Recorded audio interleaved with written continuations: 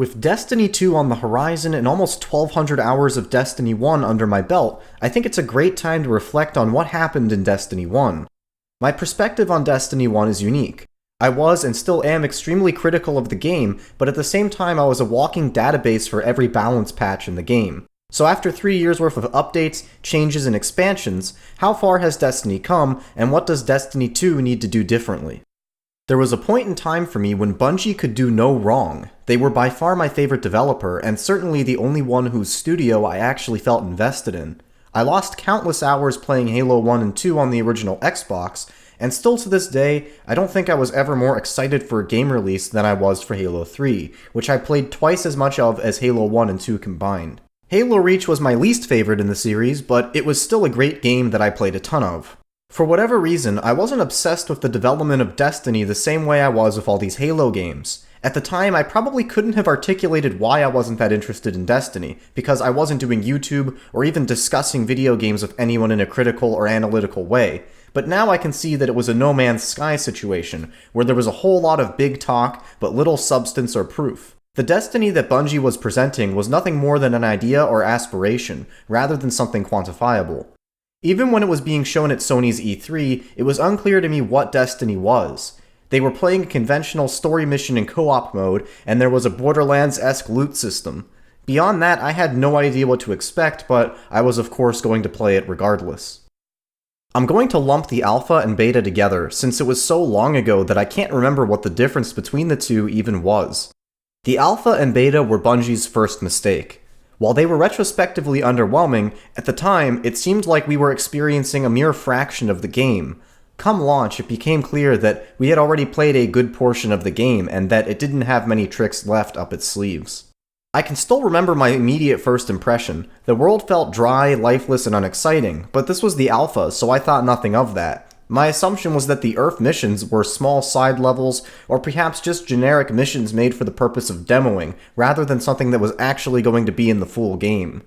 Needless to say, I spent far more time in the Crucible, which was genuinely good, but again, I had no idea just how much of the full game I was experiencing. Overall, the alpha and beta left me excited for the full game, as I thought I had experienced 1% of what the full game had to offer.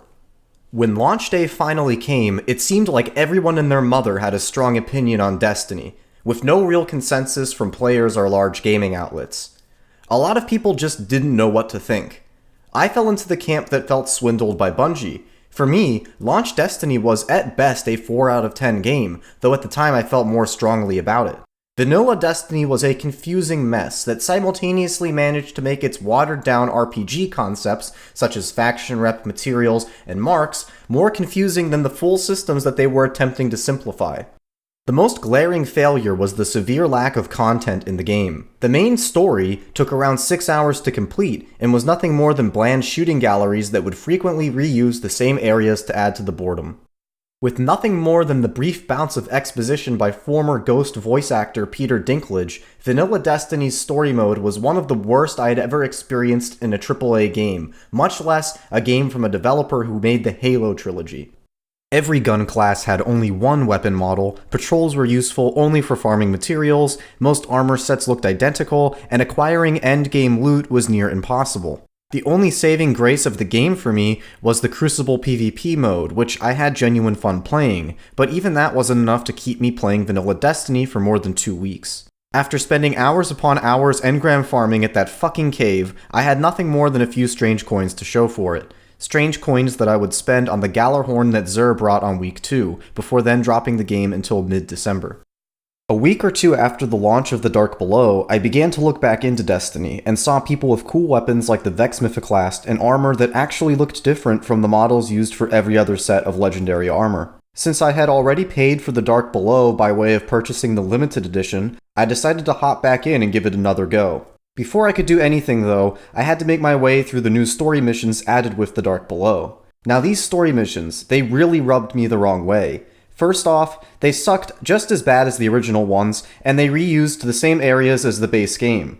Worse yet, the 1 or 2 small areas that were exclusive to the expansion were glitched into by players prior to the release, meaning that these areas and likely more content were already in the base game. If it weren't for that whole Modern Warfare Remastered debacle, The Dark Below would probably be the most egregious ripoff in recent memory. I would then go on to play my first run of Crota's End with complete strangers that weren't familiar with the free microphone included with their PlayStation 4, which meant that we didn't even make it past Ear Ute. Deciding that Crota was perhaps above my character's pay grade, I took on the base game's raid.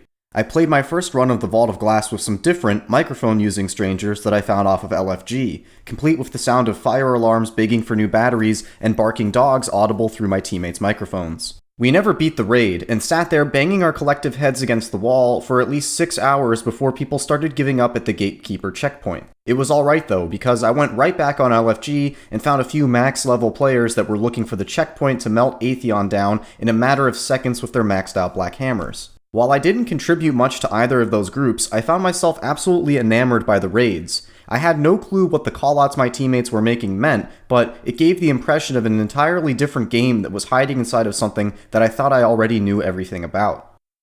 I would not have even been able to access these raids if not for the community-made LFG websites. I could get 3 people I knew to play with me, but getting a full team of 6 online at the same time was impossible.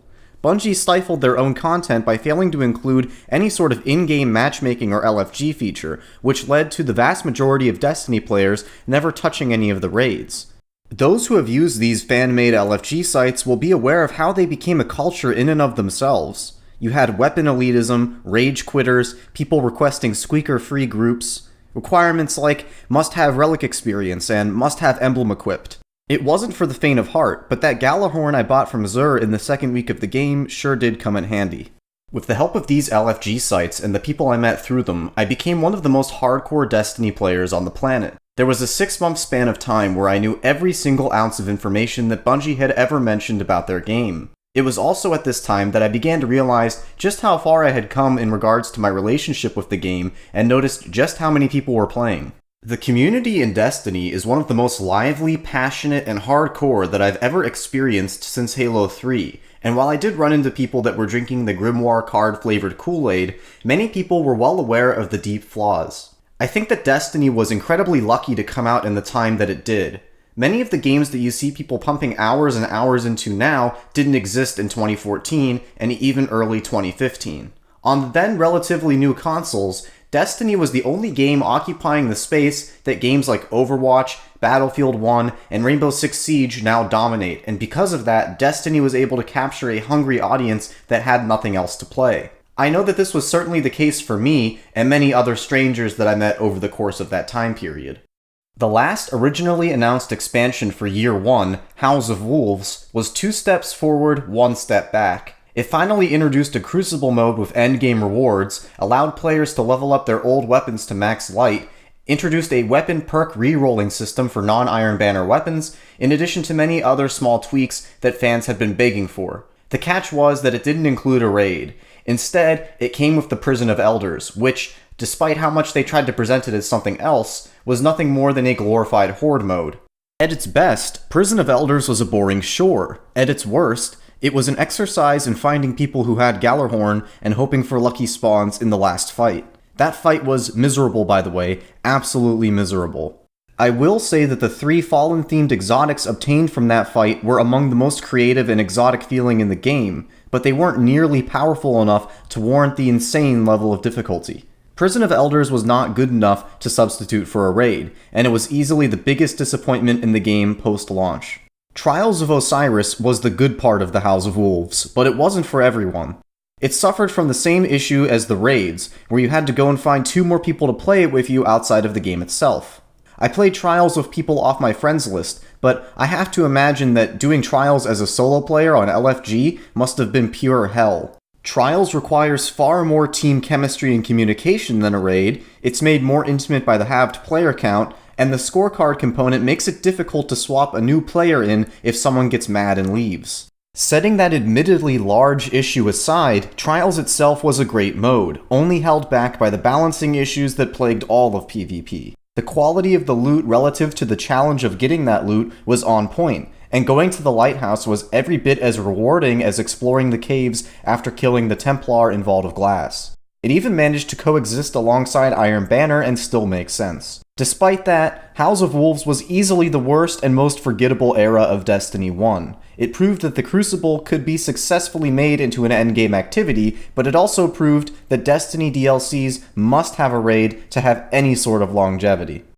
The Taken King fundamentally transformed Destiny, and was somewhat of a redemption moment for Bungie. They raised the level cap, added a new subclass for every class, and probably doubled the amount of weapons and armor in the game. This was as close as you could get to a complete reset without scrapping everything and starting over. The Etheric Light system was ditched, effectively throwing away all Year 1 weapons and armor. This was Bungie's attempt at cleaning the slate, but I think it was just too soon.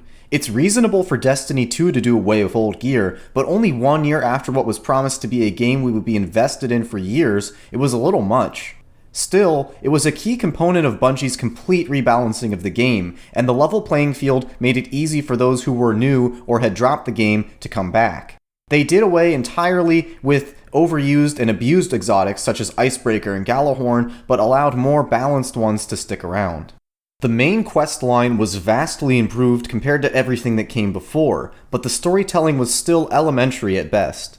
While Vault of Glass is still my personal favorite, King's Fall is probably the best raid in the game. It's absolutely massive, long, and has memorable boss fights that finally felt challenging in a fair way. Overall, it felt like what vanilla Destiny should have been. While it might have been a major turning point for the better, you could also make the argument that the Taken King had less longevity than Year 1's base game and then 2 expansions model. I can personally attest to barely playing any Destiny in 2016 until Rise of Iron came out, because there was simply no good reason to.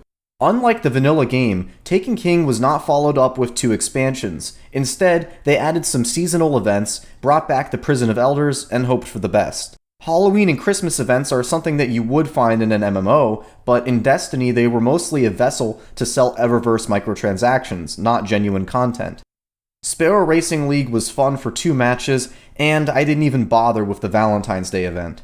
This is going to be the biggest challenge for Bungie in Destiny 2, providing a regular stream of new, substantial content that can keep people playing. It's not 2015 anymore. I'm not going to make Destiny my default game when games like PlayerUnknown's Battlegrounds are around to keep me busy. They seem to understand this though, since they're returning to the Year 1 model of 2 paid expansions after the base game.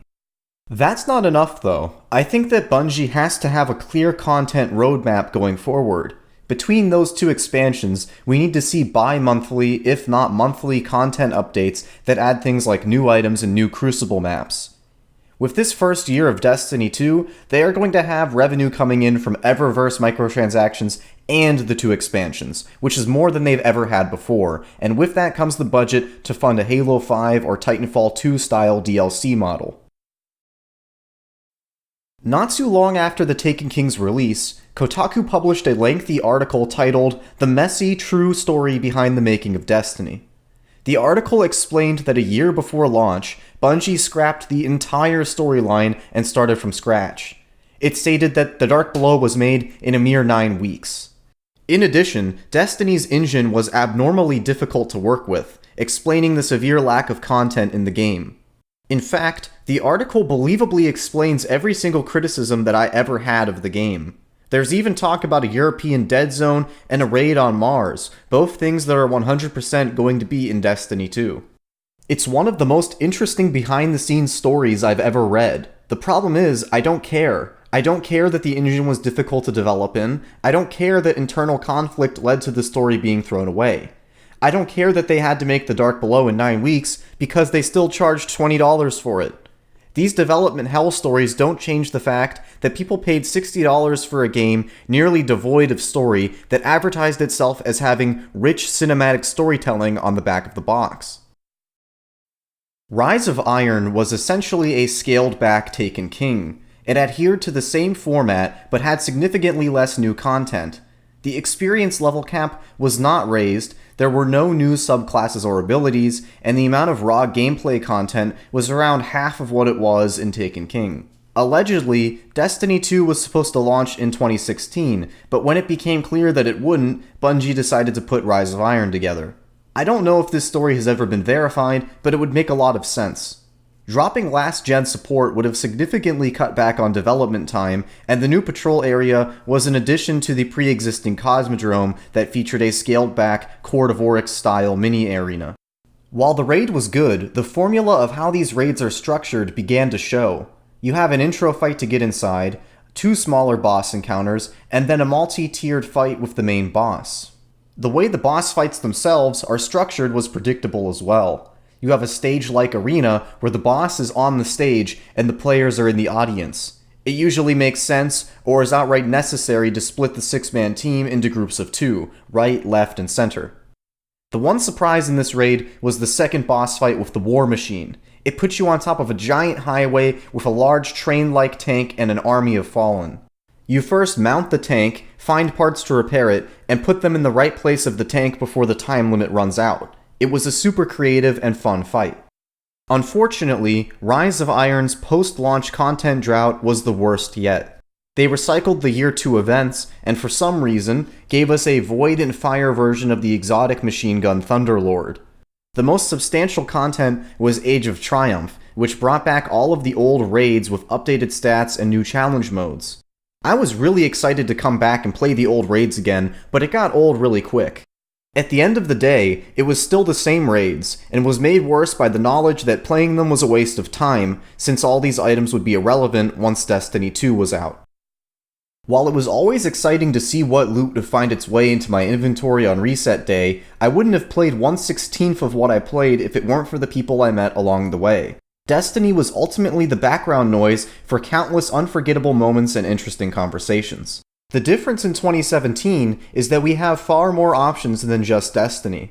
For me, PlayerUnknown's Battlegrounds in squad mode occupies the same space as Destiny raids in terms of being something to enjoy with friends, and games like Rainbow Six Siege, Battlefield 1, and Overwatch occupy the space that Destiny's Crucible does.